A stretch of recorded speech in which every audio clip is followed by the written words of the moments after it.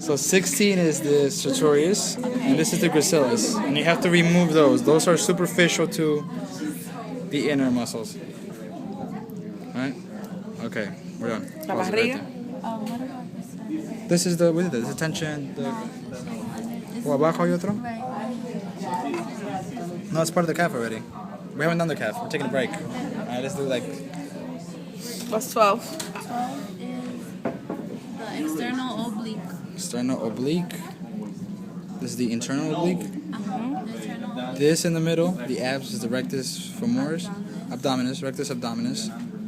And this middle line, alba, the middle, 14. no, that's the rectus abdominis. No, I know, but what's the middle line? The middle line has a name, 14. Rectus abdominis. Okay, well, this line has a name. Yeah, I know.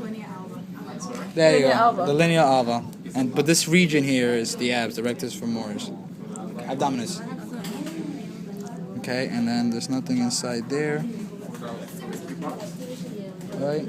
Okay, so pause it.